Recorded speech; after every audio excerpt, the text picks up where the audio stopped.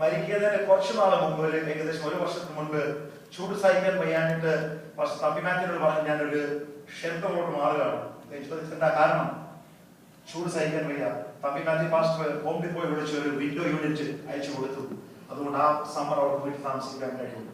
അങ്ങനെ ആ മനുഷ്യന്റെ ശവസംസ്കാരത്തിന് പോയപ്പോൾ മലയാളികൾ ആയില്ലാത്തപ്പോൾ ആ സമയത്ത് എന്റെ മനസ്സിൽ ചെറിയൊരു ചിന്ത ഉദിച്ചു. അപ്പോഴാണ് 1-2 വർഷത്തിനുള്ളിൽ 100 വർഷം തികയുമെന്നുള്ള ആശയം മനസ്സിൽ വന്നപ്പോൾ അന്നുണ്ടായിരുന്ന ചച്ചുകോട്ടെ ഓർസിയ പാസ്റ്റർ കുഞ്ഞിന്റെ കാര്യം പറഞ്ഞു. മാത്രമല്ല അന്നുണ്ടായിരുന്ന ലീഡർഷിപ്പിനോട് പറഞ്ഞു. അവരെല്ലാം കൂടെ സമ്മതിച്ച് അങ്ങനെയാണ് ഇതിന്റെ ആരംഭം കുറിക്കുവാനിടയായത്. So many people ask this question, what is there to remember about this man's life? The book of Hebrews chapter 13 verse 7 says, remember your leaders who spoke the word of God to you. Consider the outcome of their way of life and imitate their faith. Remember your leaders who spoke the word of God to you. Robert F. Cook was a leader of the Pentecostal denominations in South India. He spoke the word of God to us. So we're taking time this year to remember the life of Robert F. Cook. The Bible also says, consider the outcome of their way of life. The outcome of his way of life, full of suffering, obedience to the word of God. And the result was 6,000 baptisms and numerous churches. Today the Church of God, just one denomination alone, has close to 2,200 churches in 100 years. But recently I happened to see a documentary about where the world was 100 years ago.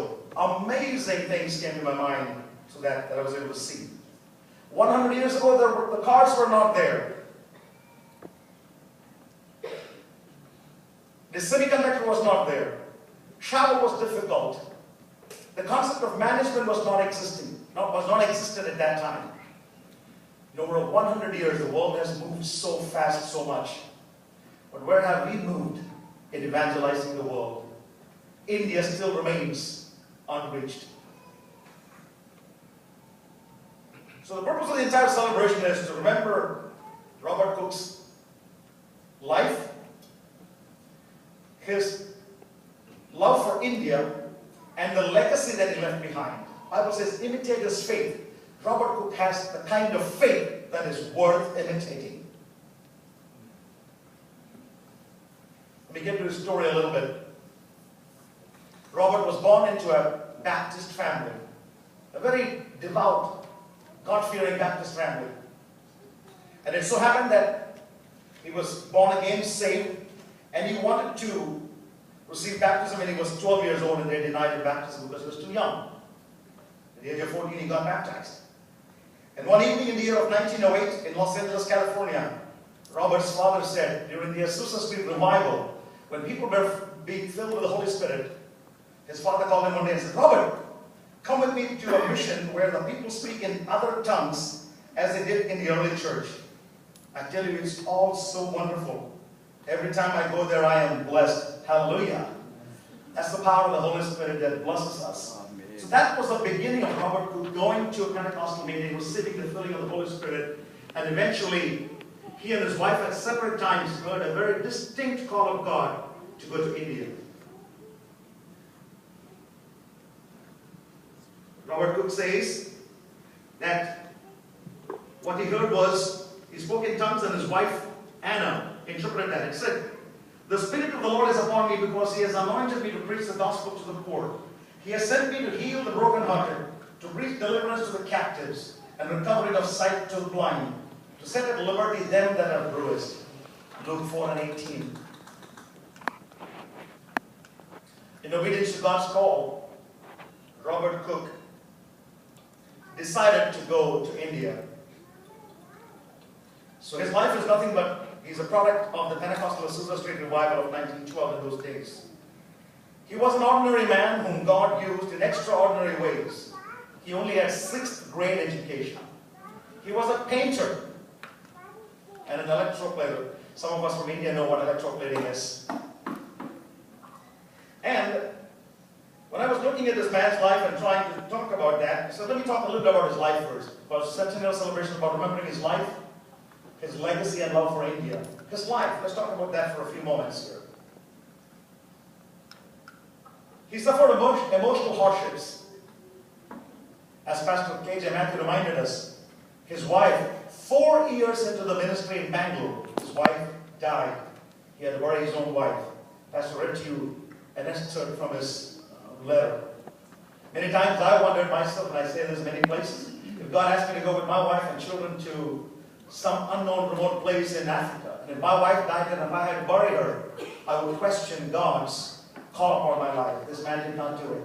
In his autobiography he says, he രണ്ട് കുഞ്ഞുങ്ങളെ കൈവച്ചു പല പ്രാവശ്യം കർത്താവിന്റെ കാര്യം കർത്താവെ ഈ കുഞ്ഞുങ്ങളെ 9-7 വയസ്സുള്ള കുഞ്ഞുങ്ങളെ എങ്ങനെ ഞാൻ വളർത്തും ഞാൻ ഇങ്ങനെ. But God's faithfulness was there. Within 1 year, there was a woman from New York who was doing the Lord's work in Mysore, whom he met, and they married. And through that marriage, he had 3 sons. But through his first marriage, he had 2 daughters. By the way, 5 പേരും അന്ന് ജീവിച്ചിരുന്നവരെ മരിച്ചുപോയി. തിരിച്ചറിയപ്പെട്ടതാണ് ഇപ്പോൾ അവർ ശ്രമിക്കുന്നത്. And so Robert Cook suffered emotional hardship. His wife's death. His mother died when he was in India. He could not come. അന്നത്തെ കാലത്ത് സായിപ്പന്മാര് യാത്ര എന്ന് പറഞ്ഞാൽ എല്ലാ റെയിൽവേ സ്റ്റേഷനിലും പറഞ്ഞിരിക്കും കാര്യം ബ്രിട്ടീഷുകാരുടെ കാലമില്ല.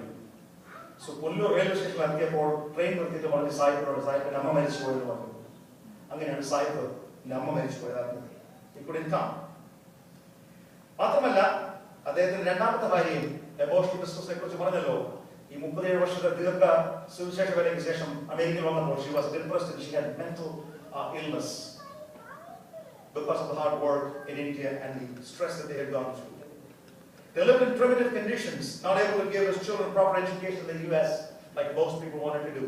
അന്നത്തെ കാലത്ത് മിഷണറിമാർ മക്കളെ അയച്ച് പഠിപ്പിക്കുന്നത് ഊട്ടിയിലായിരുന്നു. ഇദ്ദേഹം ഊട്ടിയിൽ അയച്ചു, ഇടയ്ക്ക് പോയി. അദ്ദേഹത്തിന്റെ മക്കളുടെ കൈ കൊണ്ട് എഴുതിയിരിക്കുന്ന മലയാളത്തിലെ ഡയറി അവര് ചർച്ച് ഓഫ് ഗോഡിന്റെ ഒരു ഹെറിറ്റേജ് സെന്റർ മുളക്കട പണിയാൻ ഒരു പ്ലാൻ ഉണ്ട്. അതിലേക്ക് അവർ ഡൊണേറ്റ് ചെയ്തിട്ടുണ്ട്. കൈയക്ഷരം പേന കൊണ്ടും പെൻസിൽ കൊണ്ട് എഴുതിയിരിക്കുന്ന അവർ എഴുതിയിട്ടുണ്ട്. പല കാര്യങ്ങൾ എഴുതിയിട്ടുണ്ട്. അവരുടെ അനുഭവങ്ങളും അവരുടെ വിഷമങ്ങളും. വിദ്യാഭ്യാസത്തിന് സൗകര്യമില്ലാണ്ട് അവിടെ ഒരാളെ വിദ്യാഭ്യാസത്തിന് വേണ്ടി ഹയർ ചെയ്താണ് അവര് മക്കളെ പഠിപ്പിച്ചുകൊണ്ടിരുന്നത്. ടി എം വർഗീസ് സാർ എന്ന് പറയുന്ന ദേവദാസിനെ കുറിച്ച് എല്ലാവർക്കും അറിയാം. അദ്ദേഹത്തിന്റെ കൊച്ചുമകനാണല്ലോ പാസ്റ്റർ ജോ കുര്യൻ. ടി എം വർഗീസ് സാറിനെ കുക്ക് സാഹിബ് മകൾ ബ്ലോസമിന് മലയാളം പഠിപ്പിക്കാൻ ഹയർ ചെയ്തു, ട്യൂഷൻ മാസ്റ്ററായിട്ട്. ബ്ലോസം ആ ദേവദാസിനോട് സുവിശേഷം പറയാൻ തുടങ്ങി. അങ്ങനെ ആ ബ്ലോസം എന്ന് പറയുന്ന മകളുടെ സുവിശേഷ പ്രവർത്തനം കൊണ്ടാണ് ടി എം വർഗീസ് ആ വിശ്വാസത്തെ കടന്നു വരാൻ ഇടയായത്. The rest is history. He was the first field director, field secretary, I believe, for almost 40+ years. What a blessing that family has done for us. അങ്ങനെ cook Sahib emotional hardships suffer ചെയ്തു. Physical hardships, exhaustion, physical discomfort. അദ്ദേഹത്തിന്റെ ആത്മകഥ ആരെങ്കിലും ഇടയ്ക്ക് പോകുന്നുണ്ടെങ്കിൽ വെളിയിൽ available ആണ്. മലയാളത്തിലേക്ക് തർജ്ജമ ചെയ്തത്. അത് നിങ്ങൾ വാങ്ങിച്ചുകൊണ്ട് പോകണം. $25 അതിന്റെ വില. പക്ഷെ നിങ്ങൾ വില തരുന്നവരെല്ലാം അറിയാം. ഇത് സുവിശേഷ വിലക്ക് എന്റെ പ്രോജക്ട്സ് അതിന്റെ കാര്യങ്ങളൊന്നും പറയാൻ ഇപ്പോൾ സമയമില്ല. Pastor KJ. മാത്യു ലേറ്റർ അതിനെ കുറിച്ച് പറയും. അതിന്റെ പ്രൊസീഡ്സ് അതിനു വേണ്ടിയാണ് പോകുന്നത്. അത് നിങ്ങൾ ദയവായിട്ട് ആ കാര്യത്തിൽ സഹായിക്കണം നമ്മളോട് അപേക്ഷിക്കുന്നു. In case you have to leave early, please make sure that you get one of these copies. It's in complete Malayalam. Original book cook Sahib എഴുതിയതാണ്, 1955 എഴുതിയതാണ്. ആ ബുക്കിന്റെ കോപ്പീസ് വെളിയിൽ അവൈലബിൾ ആണ്. അതിനകത്ത് അനേക വിഷയങ്ങളുണ്ട്. അതിനകത്ത് മാത്രമല്ല, ഇന്ന് നമ്മുടെ അതിഥി പ്രാസംഗികനായിട്ട് വന്നിരിക്കുന്ന ദേവദാസന്റെ ഫോട്ടോ ഒരു കൊച്ച കൈക്കുഞ്ഞായിട്ട് അദ്ദേഹത്തിന്റെ ഫാദറിന്റെ മദറിന്റെ കൂടെ ഇരിക്കുന്ന ഒരു ഫോട്ടോ ഉണ്ട്. I'm sure he's proud of that photo. He will probably talk about that. So, അങ്ങനെ ഫിസിക്കൽ ഹാർഡ്ഷിപ്പ് ഒത്തിരി അനുഭവിച്ചു. മയങ്ങി ബോധക്കെട്ട് സൈക്കിളിൽ യാത്ര ചെയ്ത് മരത്തിന്റെ ഇടയിൽ കിടന്ന് ആരാണ് സായിപ്പ് കിടക്കുന്നത് പറഞ്ഞ് വെള്ളം കൊടുത്ത് ഉണർത്തിയെടുത്ത് ശുശ്രൂഷിച്ച അനേക അനുഭവങ്ങളുണ്ട്. ഫിസിക്കൽ ഹാർഡ്ഷിപ്പിനെ കുറിച്ച് പറയുമ്പോൾ മാത്രമല്ല, നാളുകൾ പനി പിടിച്ച് കുഞ്ഞുങ്ങൾ വീട്ടിൽ കിടന്ന് പലപ്പോഴും കുഞ്ഞുങ്ങളെ നഷ്ടപ്പെടുന്നിട്ടുണ്ട്. മകന്റെ കൊച്ചു സാഹിബ് ഡയറി എഴുതിയിട്ടുണ്ട്, ഇന്ന് 103 ഡിഗ്രി ടെമ്പറേച്ചർ ഉണ്ടായിരുന്നു, അതുകൊണ്ട് ഇന്ന് വെളിയിൽ പോയില്ല. 10 ദിവസമായി 14 ദിവസം തുടർച്ചയായിട്ട് പനി പിടിച്ച് വീട്ടിൽ കിടന്ന് ജ്വരം പിടിച്ച് മലേറിയ ആയിരുന്നു. അങ്ങനെ ഒത്തിരി കാര്യങ്ങൾ എഴുതിയിട്ടുണ്ട്. മോണിറ്ററി ഹാർഡ്ഷിപ്സ് ഈ ദേവദാസൻ സഫർ ചെയ്തു. മോണിറ്ററി ഹാർഡ്ഷിപ്സിനെ കുറിച്ച് പറഞ്ഞാൽ $5 ഒരു ദിവസം ശമ്പളം ഉണ്ടായിരുന്ന കുക്ക് സാഹിബിനോട് ഇതെല്ലാം കളഞ്ഞിട്ട് പോകാൻ പറഞ്ഞപ്പോൾ അമേരിക്കയുടെ സുഖ സൗകര്യങ്ങളെ വിട്ട് അദ്ദേഹം ഇന്ത്യയിലേക്ക് കപ്പലിൽ യാത്രയായപ്പോൾ പിതാവ് പറഞ്ഞു, മകനെ നീ പോയിക്കൊള്ളുക, ദൈവം നിന്നെ നടത്തും. ദൈവം എനിക്ക് സാമ്പത്തിക സൗകര്യം തരുവാണെങ്കിൽ $5 ഒരു മാസം അയച്ചു തരാം. ഇവിടെ $5 ഒരു ദിവസം കിട്ടിക്ക് വരുന്ന സാഹിബിന് ഇന്ത്യയിൽ $5 ഒരു മാസം കിട്ടിയത്. ആദ്യത്തെ 7 വർഷം മാസം തോറും അപ്പൻ അയച്ചു കൊടുത്ത് $5 കൊണ്ടാണ് ദേവദാസൻ അവിടെ ശുശ്രൂഷിച്ചതും ജീവിച്ചത്. Many, many other things to talk about. മാത്രമല്ല ഇട്ടുകൊണ്ട് പോയൊരു സൂട്ട് മാത്രമേ ഉണ്ടായിരുന്നു. ആ സൂട്ട് കീറി തയ്ച്ചതായിരുന്നു. ഞാൻ തമാശന് പറയാറുണ്ട്, ഇന്നത്തെ കാലത്ത് നമ്മുടെ കുഞ്ഞുങ്ങള് കീറിയ ജീൻസ് ഒക്കെ ഇടാറുണ്ട്. വളരെ വിലപിടിപ്പ് കൊടുത്ത് കീറിയത് തയ്ച്ച് പാച്ച് ഇട്ടത് മേടിച്ചുകൊണ്ടിരിക്കുന്നത്. അങ്ങനെയല്ല, സാഹിബ് അതേ ഉള്ളായിരുന്നു, വേറെ ഇല്ലായിരുന്നു. അപ്പോൾ ഒരു ജോലി ഉണ്ടായിരുന്നു. അതിട്ടുകൊണ്ടാണ് ദേവദാസൻ വന്നത്. മദാമയുടെ ബ്ലൗസ് കീറിയിരിക്കുന്നത് കണ്ടുകൊണ്ട് കോട്ടയത്തെങ്ങാണ്ട് ഒരു ഭാഗത്ത് ചെന്നപ്പോൾ നമ്മുടെ ആ 2 സഹോദരിമാരെ, സൗകര്യമുള്ളവർ, കോട്ടയത്തുകാരെ ഒത്തിരി സൗകര്യമുള്ളവരൊക്കെ ഇവിടെ ഉണ്ടല്ലോ, അവരാരാണ്ട് അന്ന് മദാമയുടെ ബ്ലൗസ് കീറിയിരിക്കുന്നു പറഞ്ഞു മദാമയ്ക്ക് 1-2 ബ്ലൗസ് മേടിച്ച് തയ്പ്പിച്ചു കൊടുത്തതായിട്ട് ഞാൻ കേട്ടിട്ടുണ്ട്. There were so many other things to say. പോസ്റ്റേജിന് സ്റ്റാമ്പില്ലാതെ സായിപ്പ് കഷ്ടപ്പെട്ട അനുഭവം എഴുതിയിട്ടുണ്ട്. He was a man who stepped out by faith and went to India. സായിപ്പ് വിശ്വാസത്തെ കുറിച്ച് പറയുമ്പോൾ അദ്ദേഹം കർത്താവിന്റെ വേലയ്ക്ക് വേണ്ടി വന്നപ്പോൾ അവിടെ അന്ന് വലിയൊരു ഫസ്റ്റ് പെന്തക്കോസ്റ്റൽ ക്യാമ്പ് മീറ്റിംഗ് നടക്കുകയാണ് 1912. ആ മീറ്റിംഗിലായിരുന്നപ്പോൾ ഒരു മിഷണറി ഓഫറിംഗ് എടുത്തു. സായിപ്പ് ഇന്ത്യയിലേക്ക് പോകാൻ തീരുമാനിച്ചിരിക്കുന്നത് വളരെ സന്തോഷത്തോടെ ആ ഓഫറിംഗിൽ നല്ല തുക കിട്ടുമെന്ന് അദ്ദേഹം ആഗ്രഹിച്ചു. $1000 ഓഫറിംഗ് വന്നു 1912. സാഹിബ് വിചാരിച്ചു എന്റെ യാത്രക്കുള്ള പൈസ കിട്ടുമെന്ന്. സായിപ്പ്മാരുടെ സ്റ്റൈലിൽ അവർ വിളിച്ച് God bless you brother, wonderful spirit of God കൂടി കിട്ടുന്നൊക്കെ പറഞ്ഞ് അനുഗ്രഹിച്ച് ആശീർവദിച്ചിട്ട് $50 കൊടുത്തു ഇന്ത്യയിലേക്ക് പോകാൻ. സായിപ്പ് എഴുതിയിട്ടുണ്ട്, അന്ന് ഞാൻ മനസ്സിലാക്കി ഒരു മനുഷ്യന്റെ ആശ്രയിക്കാൻ ദൈവത്തിൽ ആശ്രയിക്കണം. He said, I believed from that day to trust in God and not in man. The rest of his life was completed living by faith and trusting in God. His book also talks about some humorous instances. നമ്മുടെ ആൾക്കാരുടെ കാര്യമില്ലയോ സാഹിബിന്റെ കഷ്ടങ്ങൾ പ്രയാസങ്ങളൊക്കെ എഴുതിയിട്ടുണ്ട്. അത് കൂടാതെ ഒന്നിനും രസകരമായിട്ടുള്ള കാര്യങ്ങളെ കുറിച്ച് മാത്രം ഞാൻ പറയാം. നമ്മുടെ ആൾക്കാര് എല്ലായിടത്തും ചെല്ലുമ്പോൾ അദ്ദേഹത്തെ പ്രാർത്ഥിക്കാൻ എല്ലാത്തിനും വിളിക്കുമല്ലോ സാഹിബ്മാര്. ഒരിക്കൽ സാഹിബിനോട് വളരെ വലിയൊരു വസ്തു മേടിച്ചിട്ട് അവര് പ്രാർത്ഥിക്കാൻ ചെന്നു, ആവശ്യപ്പെട്ടു. സാഹിബ് സന്തോഷിച്ചു. വലിയ സഭയും വലിയ ഹോളൊക്കെ പണിയാനുള്ള സ്ഥലമായി അവിടെ ചെന്നപ്പോൾ ചോദിച്ചു, What am I praying for? This is a new cemetery burial ground we want. Pray for this. Sahib പറഞ്ഞു, ഞാൻ എന്തുകൊണ്ട് പ്രാർത്ഥിക്കേണ്ടത്? കർത്താവേ, അനേകം പേരെ ഇവിടെ കൂട്ടിക്കൊണ്ടുവരണമെന്നാണോ പ്രാർത്ഥിക്കേണ്ടത്? He said, ഞാൻ എങ്ങനെയോ ഒരു അഡ്ജസ്റ്റ്മെന്റ് മാത്രം പ്രാർത്ഥിച്ചുവിട്ടെന്ന് പറഞ്ഞു. സാഹിബിനെ കൊണ്ട് പല പ്രാവശ്യം അവൻ തോളിൽ പൊക്കിക്കൊണ്ട് പോകും. കാരണം മൈലുകൾ നടക്കേണ്ടതാണ്. സാഹിബിന്റെ പെട്ടികളൊക്കെ പൊക്കിക്കൊണ്ട് നേരത്തെ അങ്ങ് പോകും ആൾക്കാർ. അതിനുശേഷം ഇവർ പുറകെ വരും.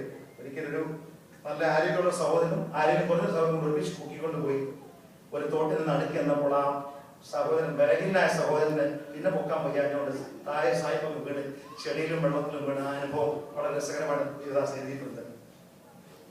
കഷ്ടപ്പാടുകളും പ്രയാസങ്ങളും ധാരാളമുണ്ട്. ട്രെയിനിൽ യാത്ര ചെയ്യുമ്പോൾ മൂട്ടയുടെ കടി സഹിക്കാൻ വയ്യാഞ്ഞിട്ട് മൂട്ടകൾ പ്രവർത്തിച്ചുകൊണ്ടിരിക്കുന്ന രാത്രി അദ്ദേഹം എഴുന്നേറ്റ് നിൽക്കും ഉറങ്ങാതെ. എന്നിട്ട് പകലാവുമ്പോൾ മൂട്ട വിളിക്കുമ്പോൾ ഇദ്ദേഹം പോയി കിടന്ന് ഉറങ്ങുമായിരുന്നു. അതിന് മൂട്ടക്കടികളായിരിക്കും വേറെ മാർഗമില്ലായിരുന്നു. അങ്ങനെ അനേക അനുഭവങ്ങൾ ബുക്ക് സാഹിബ് എഴുതിയിട്ടുണ്ട് ഈ ബുക്കിനകത്ത്. ഈ ബുക്ക് വായിച്ചാൽ കരയാത്തൊരു പിതാവും കരയാത്തൊരു സഹോദരി കാണത്തില്ലെന്ന് നന്നായിട്ട് മനസ്സിലാക്കുന്നു. എന്റെ അനുഭവത്തിൽ നിന്നാണ് പറയുന്നത്. Now, there are many, many, many things to say. But let me just ask you this. What are we trying to do? We want this generation to know about the Robert Cook story. This is a hidden story. This is the history of the Pentecostal movement in Kerala. This is not, like Pastor K.J. Matthew said, the last 14 years of his ministry was with the Church of God. Church of God ne kurichu kelkunnu thanne ideham Oottiyil vechana. ഇങ്ങനൊരു സഭയുണ്ടെന്ന് അറിയത്തില്ലായിരുന്നു ദേവദാസൻ. എന്നാൽ 37 വർഷക്കാലം south ഇന്ത്യക്ക് വേണ്ടി ഈ ദേവദാസൻ പ്രവർത്തിച്ചു. ഏറ്റവും കൂടുതൽ ദലിതരുടെ ഉദ്ധാരണത്തിന് വേണ്ടിയാണ് അദ്ദേഹം പ്രവർത്തിച്ചത്. ഒരു ഉദാഹരണം മാത്രം പറഞ്ഞോളാം അതുമായിട്ട് ബന്ധപ്പെട്ട്. ഒരിക്കലും ഒരു കൺവെൻഷൻ നടക്കുമ്പോൾ മഴ പെയ്തു. ദലിതരുമുണ്ട്, സുറിയാനി ക്രിസ്ത്യാനികളുമുണ്ട്. മഴ പെയ്തപ്പോൾ യോഗം അനുകൂലമായപ്പോൾ അടുത്തുള്ള എരുത്തിലേക്ക് ദലിതൻ സഹോദരന്മാരുകൂടി അവിടെ എരുത്തിൽ ചേർന്ന് അഭയം നേടിയപ്പോൾ അച്ചായന്മാരെല്ലാവരും കൂടെ അടുത്തുണ്ടായിരുന്ന സുറിയാനി ക്രിസ്ത്യാനിയുടെ വീട്ടിൽ കൂടി അഭയം നേടി. മഴ പെയ്തപ്പോൾ അവിടെ കയറി നിന്നു. കുക്കസായിട്ട് ആ പാവം പിടിച്ച മനുഷ്യരിലൂടെ പ്രസംഗിച്ചതുപോലെ തന്നെ ജീവിതത്തിലൂടെ പ്രവർത്തിച്ച് കാണിച്ച മനുഷ്യനാണ്. അങ്ങനെ അനേക സംഭവങ്ങളുണ്ട്. അവർക്ക് വേണ്ടി കഷ്ടപ്പെട്ട് അവരുടെ കൂടെ പോയി കഴിച്ചതും ആഹാരം കഴിച്ചതും ഒക്കെ നമുക്ക് എല്ലാ വിധത്തിലും നല്ലൊരു മാതൃകയാണ് ഈ ദേവദാസൻ കാണിച്ചു വെച്ചിരിക്കുന്നത്. So in India, I just want to briefly mention about the Unreached People Group work. Pastor K.J. Matthew will come and talk a little bit more about some of the projects we're doing. ഈ ഒരു വർഷക്കാലം ഈ തലമുറയോട് ഈ കുക്കസായിപ്പിന്റെ ചരിത്രം ജീവിതം അറിയിക്കുക ഒരു ലക്ഷ്യം. രണ്ടാമതായിട്ട് ഈ ഒരു അവസരത്തിൽ നമ്മുടെ തലമുറയെ പ്രോത്സാഹിപ്പിക്കുക, എൻകറേജ് ചെയ്യുക, മോട്ടിവേറ്റ് ചെയ്യുക. നമ്മളെല്ലാം സുവിശേഷ വേലയിൽ ഒന്നല്ലെങ്കിൽ മറ്റു വിധത്തിൽ പ്രവർത്തിക്കുന്നവരാണ്. എന്നാൽ ഇത്രയും പ്രവർത്തിച്ചിട്ടും ലോകത്തിൽ 11,000 ചില്ലുവാനും അൺറീച്ച്ഡ് പീപ്പിൾ ഗ്രൂപ്പ്സ് ആണുള്ളത്. അൺറീച്ച്ഡ് പീപ്പിൾ ഗ്രൂപ്പ് എന്ന് പറയുന്നതിന്റെ വേൾഡ് ഇവാഞ്ചലൈസേഷൻ നടത്തുന്ന പ്രസ്ഥാനങ്ങളുടെ ലോസൻ കോൺഫറൻസിലും മറ്റും പോയി ഇന്റർനാഷണൽ ലെവലിൽ നടക്കുന്നിടത്ത് കൊടുത്തിരിക്കുന്ന ഡെഫിനിഷൻ എത്നോ ലിംഗ്വിസ്റ്റിക് കാറ്റഗറൈസേഷൻ അനുസരിച്ചാണ്. അല്ലെങ്കിൽ ഭാഷയുടെ പേരിലും എത്നിസിറ്റി, നമ്മുടെ Malayalam, based on your ethnicity and language, they have classified people into this. It's called the ethno-linguistic grouping. According to that, there are about 11,000 people groups in the whole world. അതിൽ ഏറ്റവും കൂടുതൽ ജനങ്ങൾ 2,600ഓളം താമസിക്കുന്നത് ഭാരതത്തിലാണ്. അതിൽ 300 ഗ്രൂപ്പ്സ് മാത്രമേ സുവിശേഷീകരിക്കപ്പെട്ടിട്ടുള്ളൂ. എന്ന് പറഞ്ഞാൽ ആ 300 ഗ്രൂപ്പിൽ 100% പേരും ഇവാഞ്ചലിക്കൽ ക്രിസ്ത്യൻസ് ആയെന്നല്ല. ഇവാഞ്ചലൈസ്ഡ് ഗ്രൂപ്പ്സ് 300 എന്ന് പറയുമ്പോൾ അതിനർത്ഥം അവരുടെ ജനസംഖ്യയിൽ 2% ആൾക്കാർ ഇവാഞ്ചലിക്കൽ ക്രിസ്ത്യൻസ് ആണെന്നാണ്. 1,00,000 ജനങ്ങളുള്ള ഒരു നായി എന്നൊരു ഗ്രൂപ്പ് ഉണ്ടെന്നിരിക്കട്ടെ, നായി. അവരുടെ 1,00,000 പോപ്പുലേഷൻ മാത്രമേ ഉള്ളെങ്കിൽ അവർ ഇവാഞ്ചലൈസ്ഡ് ആണെന്ന് പറയുവാണെങ്കിൽ അതിനർത്ഥം 2,000 പേര് അതിൽ വിശ്വാസത്തിൽ വന്ന് രക്ഷിക്കപ്പെട്ട് ദൈവമക്കളായിട്ടുണ്ട്. അവർക്ക് അവരുടെ ജാതിയിൽ ഇടയ്ക്ക് തന്നെ ഒരു church movement, church planting movement ബാഹ്യമായ സഹായം കൂടാതെ ചെയ്യുവാൻ കഴിവുണ്ടെന്നാണ് എൻ്റെ അർത്ഥം. അങ്ങനെ ആയിട്ടുള്ള ഗ്രൂപ്പുകൾ 300 ഉള്ളൂ. അപ്പൊ 2,300 ഗ്രൂപ്പുകളിൽ 2% ആൾക്കാർ പോലും സുവിശേഷം കേട്ട് മാനസാന്തരപ്പെട്ട് വന്നിട്ടില്ല. അവരുടെ പ്രവർത്തനങ്ങളുണ്ട്, ഇല്ലെന്നല്ല, എന്നാൽ ഇതുവരെയും 2% പോലും വന്നിട്ടില്ല. എന്നാൽ ഇവരിലേക്ക് ഏറ്റവും ഒരു സബ് കാറ്റഗറി ഉണ്ട്, UUPG എന്ന് പറയും. UPG എന്ന് പറഞ്ഞാൽ അൺറീച്ച്ഡ് പീപ്പിൾ ഗ്രൂപ്പാണ്. UUPG എന്ന് പറഞ്ഞാൽ അൺഎൻഗേജ്ഡ് അൺറീച്ച്ഡ് പീപ്പിൾ ഗ്രൂപ്പ്സ്. അവരുടെയാണ് ഏറ്റവും ഒരു വല്ലാത്തൊരു അവസ്ഥയാണ്. They have no engagement. അവർക്ക് പ്രവർത്തനങ്ങളില്ല, ഒരു സുവിശേഷം ആരും പറയുന്നില്ല നമ്മുടെ അറിവനുസരിച്ച്. അവരെ കുറിച്ച് ഒരു സിമ്പിൾ എക്സാമ്പിൾ പറഞ്ഞാൽ, ഒരു ഉദാഹരണം പറഞ്ഞാൽ, ഡെഫിനിഷൻ പറഞ്ഞാൽ, there are a people group who are lost. They don't know that they are lost, and there is nobody going and seeking for them. അങ്ങനത്തെ 300-ലധികം ഗ്രൂപ്പുകൾ ഇന്നും ഇന്ത്യയിലുണ്ട്. അവർ നഷ്ടപ്പെട്ടവരാണ്, അവർക്ക് അറിഞ്ഞുകൂടാ, അവരെ അന്വേഷിച്ചാലും പോകുന്നില്ല, അവരുമായിട്ട് ഒരു എൻഗേജ്മെന്റും സുവിശേഷത്തിൽ എത്തിയിട്ടില്ല. There are 2,300 groups. The Church of God in India is encouraging and asking other churches as well to get into this business of finding the unreached people group. ഇപ്പൊ നമ്മൾ അല്ലാതെ ചെയ്യുന്ന പ്രവർത്തനങ്ങളെ കുറിച്ച് പറഞ്ഞാൽ, സുവിശേഷം നമ്മൾ ഒരു ക്രൂസേഡ് നടത്തി വലിച്ച് വിതരണം ചെയ്യുകയാണ്. എവിടെയെങ്കിലും പോയി ഹിറ്റ് ആൻഡ് മിസ് പോലെയാണ്. Nobody ever reached Mount Everest by just wandering around. They had a goal, they had a purpose. They looked for Mount Everest, they made it to the top. Unreached People Group Ministry is going after a specific group of people, finding where they live, going out to them, reaching out to them and sharing the gospel of Jesus Christ. It is a specific ministry. It's focused. It is not about building buildings. It's about going and reaching them, sharing the gospel to those people who've never heard it, where they are, in their own language, and finding their own people to share the gospel with their own people. We have goals to reach 100 people groups this year. And let us, as a community, take time to look at our own lives. What are we doing? What can we do? Nobody can do this alone. But God has given us people. We have the resources.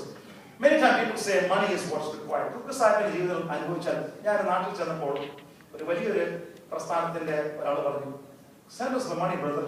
We have plenty of ministers ready to go. Just send us the money.